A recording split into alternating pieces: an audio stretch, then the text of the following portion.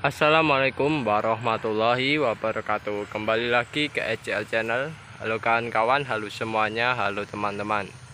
Saya ucapkan banyak terima kasih yang cukup banyak kepada kawan-kawan yang telah mengklik video ini.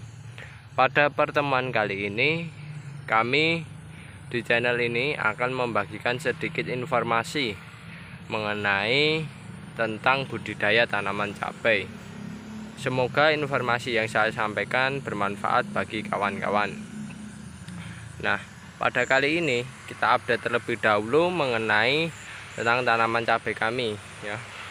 Untuk tanaman cabai kami alhamdulillah ini sebagian sudah berwarna merah. Yang pertama, menandakan tanaman cabainya siap untuk dilakukan proses pemanenan. Dan yang kedua, yang jadi permasalahan yang saat ini belum kelar, yaitu adalah serangan patek ya. Serangan patek ini cukup luar biasa, meskipun kami panen bolak-balik ya kan kita ambilin pateknya itu masih tetap selalu ada. Dan meskipun juga kita selalu melakukan pencegahan, nah itu juga ada kan kawan. Oleh sebab itu dengan kondisi semacam ini ya, kita harus selalu waspada dan selalu melakukan langkah-langkah yang tepat ya, agar pateknya tidak terlalu menyerang cukup banyak.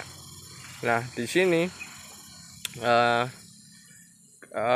setiap kali pemanenan ya, kita memperoleh hasil yang paling banyak itu hasil cabai yang terkena patek.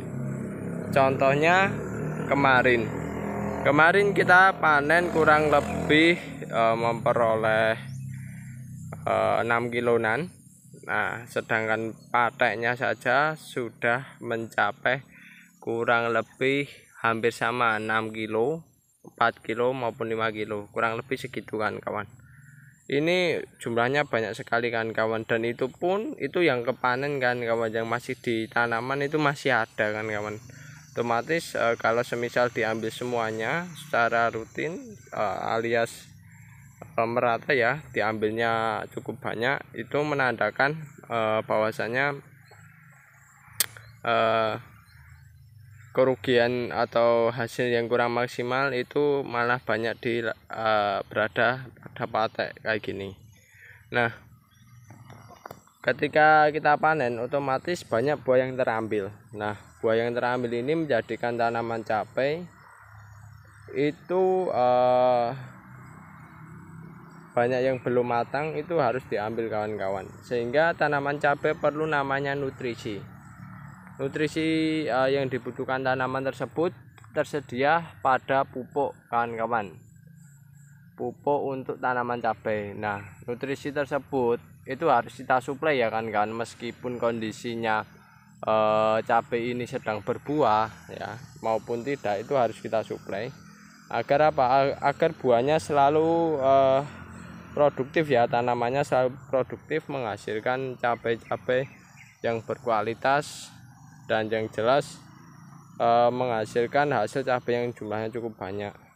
Karena tanaman cabai kawan-kawan bisa lihat di sini sudah mulai merah.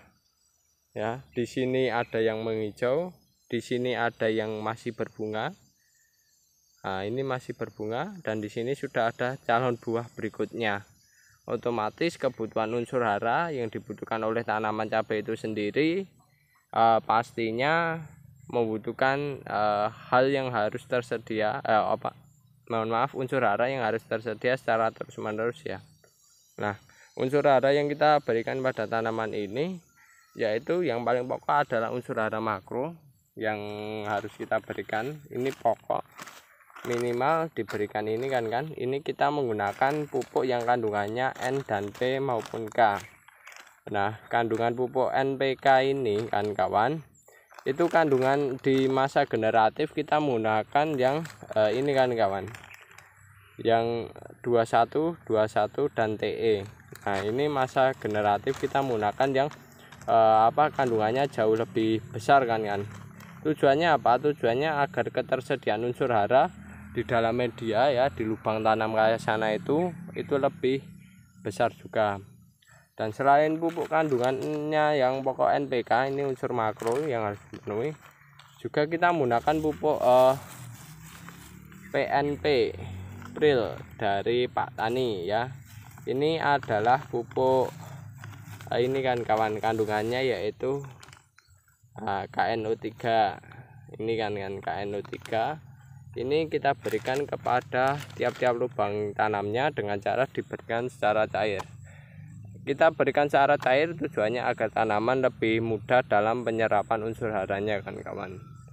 Dan ini kita berikan setiap 1 minggu sekali kan kawan. Jadi pemberiannya dilakukan setelah pemanenan di waktu pagi maupun sore hari semacam ini kan. Ini waktu pagi hari ya, kita melakukan proses pemupukan. Nah, untuk dosisnya ya kan kawan, di masa ini itu masa generatif ya kan kawan, itu sama kan kawan, kami tidak membedakan, hanya saja kandungannya yang agak berbeda. Dosisnya 3 sendok NPK plus TE, ini 3 sendok dengan ukuran air segini ya kan. Dan KNO3 PNP Pril itu 1 sendok.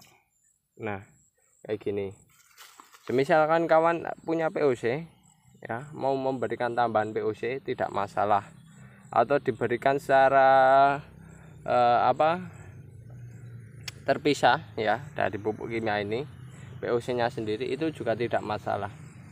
Karena tanaman ini semakin Anda memberikan dalam bentuk yang lengkap, maka unsur hara yang tersedia itu semakin banyak, dan yang jelas tanaman itu semakin maksimal dalam menghasilkan buah-buah cabai yang jumlahnya cukup banyak kan kawan, semacam itu. Sehingga nantinya harapannya produktivitas tanaman itu juga bisa maksimal. Ketika produktivitas tanaman bisa maksimal, nantinya hasil yang diperoleh juga bisa maksimal atau banyak.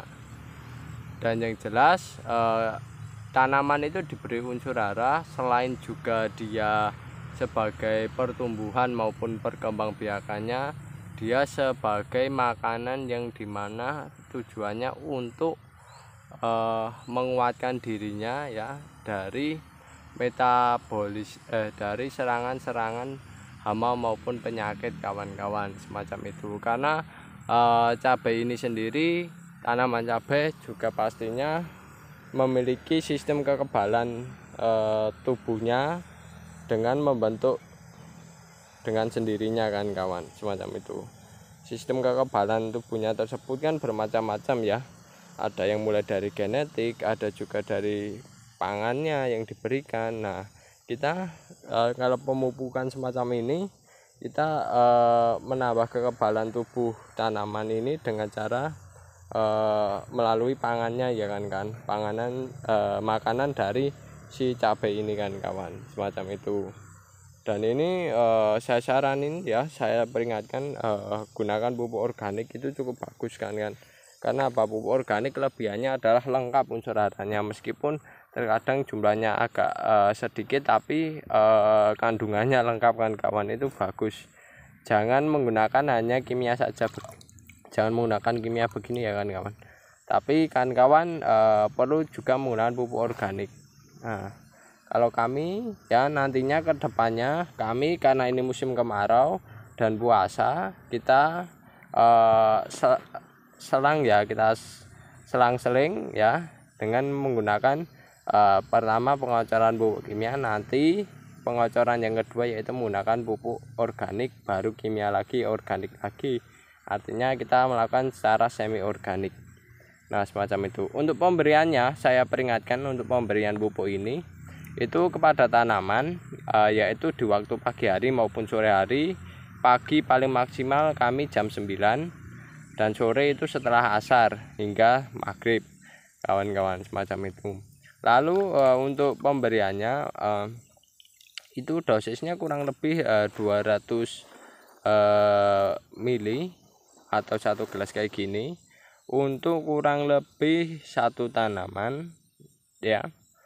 Dan yang jelas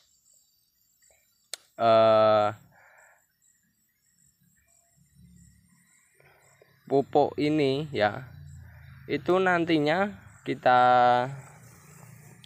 kocorkan kepada bagian pangkal tanaman. Nah, semacam ini kan, kocorkan pada bagian pangkal tanaman.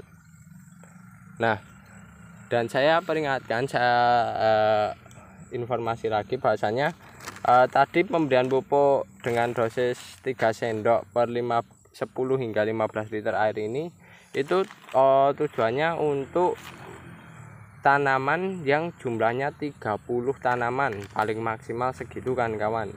Jadi ibaratnya 1 sendok untuk 10 tanaman lah, semacam itu. Nah, ini pemberiannya dengan melakukan pencairan lalu kita kocorkan di setiap lubang tanamnya. Nah, kegiatan kami di pagi hari ini untuk saat ini kayak gini kawan-kawan. Nah, alangkah lebih bagusnya lagi kawan-kawan ya, dalam mengocorkan, sebelum pengocoran kan bersihkan ininya. Nah, rumputan yang berada di sekitarnya ini dibersihkan dan baru dikocorkan kan kawan. Dan oke kan kawan, itu informasi yang bisa saya sampaikan. Semoga informasi ini, kegiatan kami kali ini memberikan manfaat pada kawan-kawan dan menjadikan kawan-kawan bertaninya lebih bagus, lebih baik untuk hari kedepannya. Semoga bermanfaat dan kami mohon maaf yang sebesar-besarnya jika ada kekurangan maupun kesalahan dalam pembuatan video kali ini. Oke, saya akhiri. Wassalamualaikum warahmatullahi wabarakatuh.